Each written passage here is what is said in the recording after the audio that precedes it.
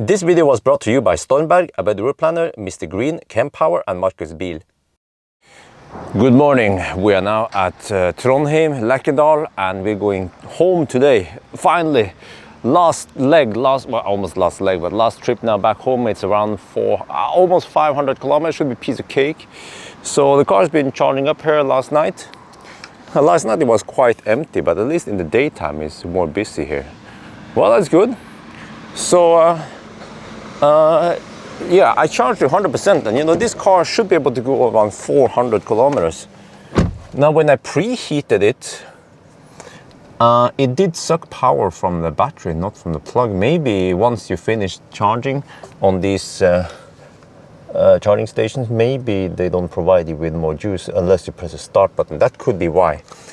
Yeah, but anyway, so I think we will just drive. We'll see. Let me see if I switch to.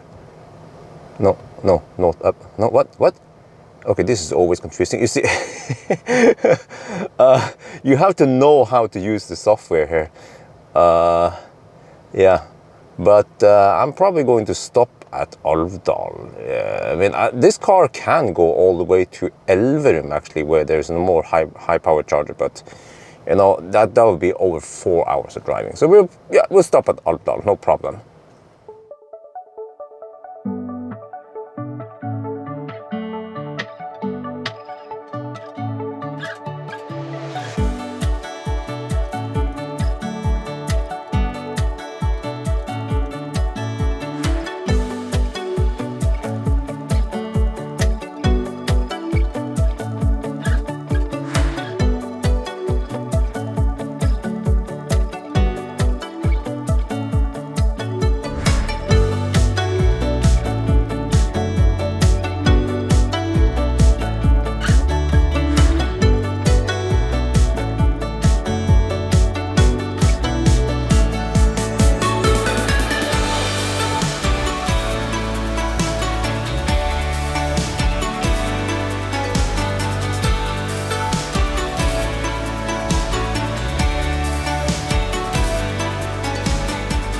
We are now at Alvdal. I had to come here because the Ioniq charger down there is again fully occupied, all 4 stalls.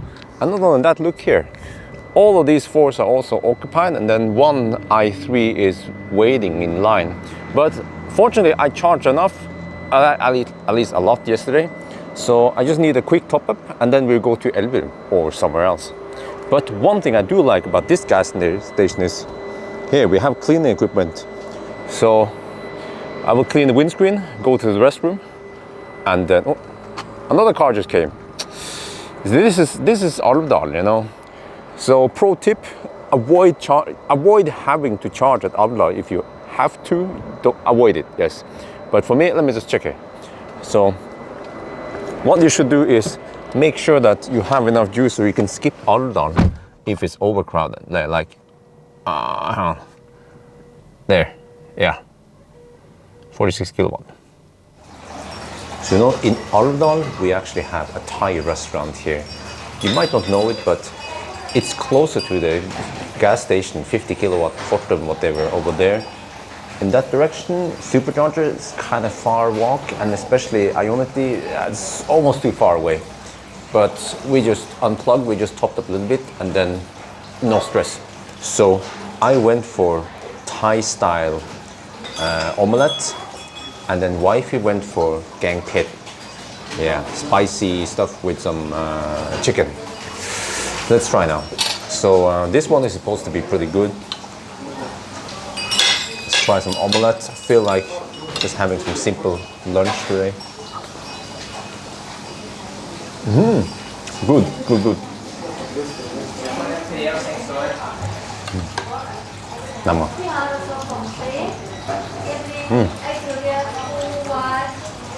hòm nữa.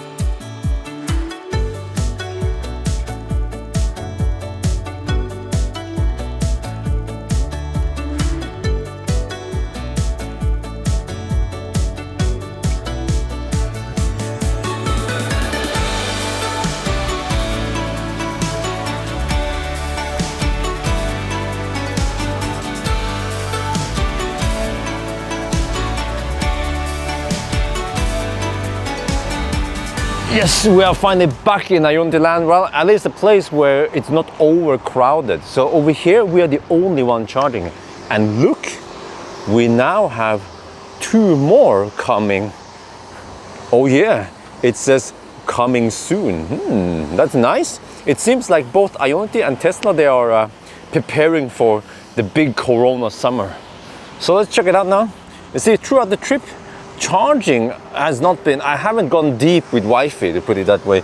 You see, I always arrive with 20% or more. Wait, why are we getting only 63 kilowatts? The heck? Let me check out something here. Why are we charging it so slow? 63 kilowatt? It should be 100 at least. Is this charger kaput? Okay, look here. 25. No, there's something wrong here. Let's move to the Wi-Fi charger over there. Okay, we changed charger. And now, and now we get 110 kilowatt. Well, I don't know what's up with, which one was it again? Charger number 4. This one is yellow. Man, what's up with these chargers? Okay, anyway, we're getting good speed now, so yeah, let's do the regular stuff then. ABC, always be cleaning.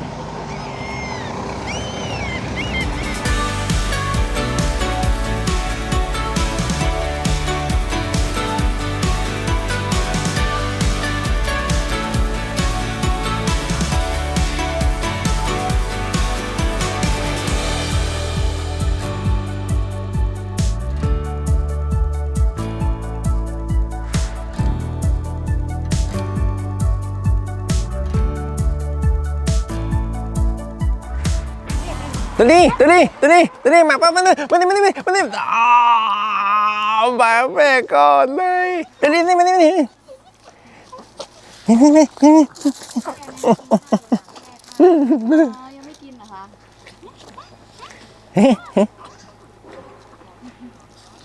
กินไหมคะไหนลองเรียกสิตอนนี้มานี่ Okay, we did a little experiment. We are now at a friend's house and we checked who does Dolly love the most, Wi-Fi or me? Dolly went to Wi-Fi first. Well, she loves her mama. Yeah, yeah, look. She's only around there. Dolly,มานี่มาป้ามันไม่ไปมานี่ตอนนี้มานี่ดูตอนนี้ สั่น You see, yeah, it's inconvenient to travel so far with a dog, and also Dolly doesn't like driving, so yeah, she gets scared of driving, so.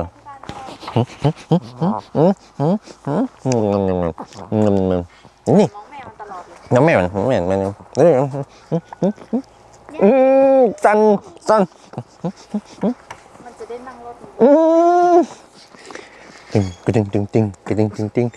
ting. You know, I talked to wife here that next trip we should just plan it so that we bring Dolly with us, take it on a longer trip, go on some camping, we call it camping plus, stay at cabins instead, more chill, more outdoor activity, barbecue. Yeah, sounds like a plan.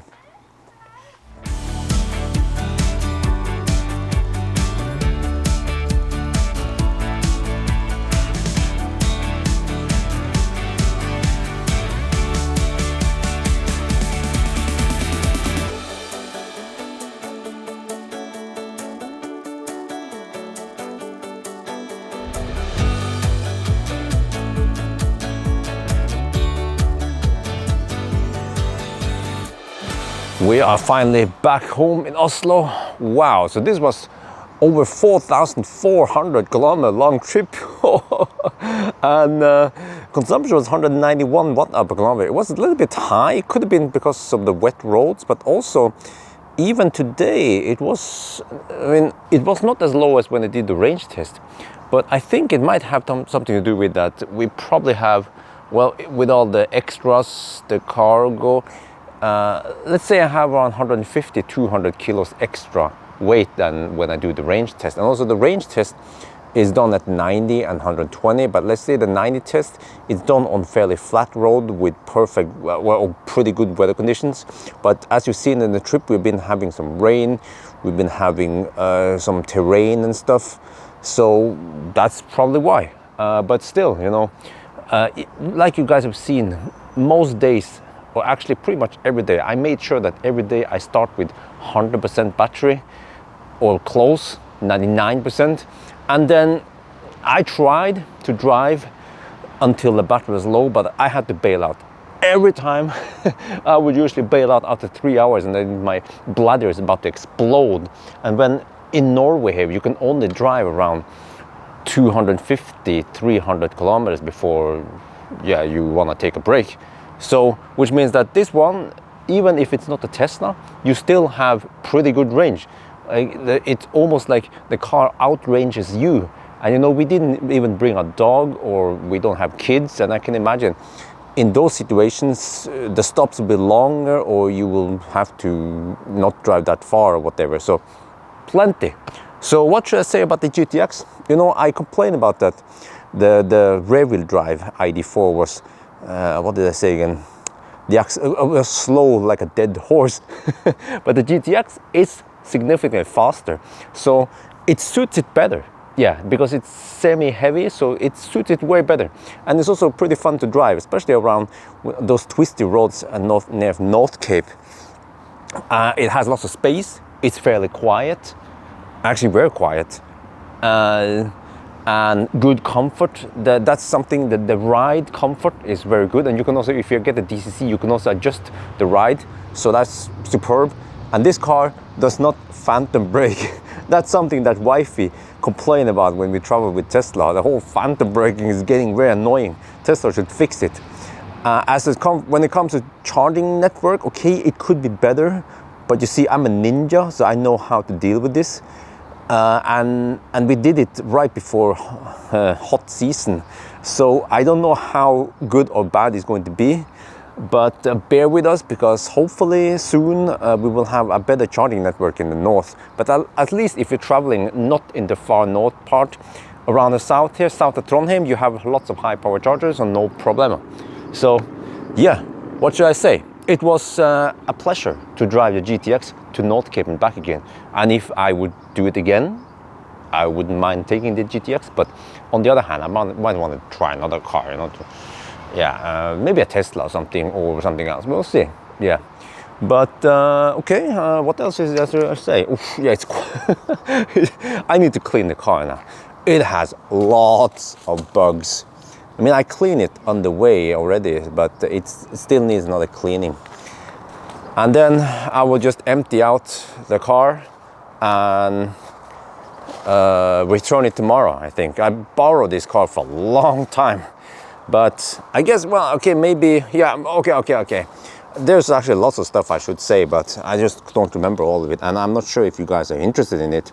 But keep in mind that we did use 21-inch wheels on this trip.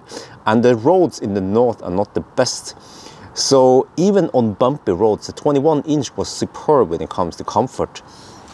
But you see, we have 235/45 21. So I mean, you still have some rubber. It's not low profile like the e-tron GT. The e-tron GT, I was complaining about noise, and also it felt a little bit harsh. And in the back you have, it's staggered. So in the back you have 255/40. So I mean, it's okay. But personally, I would like to have 20 or 19-inch. But even 21 was actually not bad. I mean, I had no complaints even with 21-inch, and it was still fairly quiet. Yeah. And what else should I say? Well, we didn't have anything on the roof, so I don't know much about that one. But yeah, if you're considering to buy a GTX, I say, okay, let me see. I would say thumbs up. It's highly recommended for me. It kind of, how to put this? it outweighs the disadvantage with the rear-wheel drive, which is kind of slow acceleration, and around curves, you know, the traction control will kick in on the rear-wheel drive. This one, it just grips like crazy. So it's just that it's a little bit more expensive, but it doesn't seem like you get a penalty in consumption. Again, that one I don't know, because I don't know if the rear-wheel drive will also get 191 watt-hour per kilometer, or it will be lower. Maybe it'll be a little bit lower because it's slightly lighter, but it shouldn't be night and day. I mean, if I tried something like an e-tron, the fat e-tron, I would probably have 250 average consumption. Remember, it was rainy and quite hilly terrain at some places. So yes, I think there you have it. I hope you guys enjoy the series of road trip videos. It was a nice change, and I guess for now, I will go back to doing the range test and the 1,000 kilometer and the somewhat repetitive test I always do around Oslo.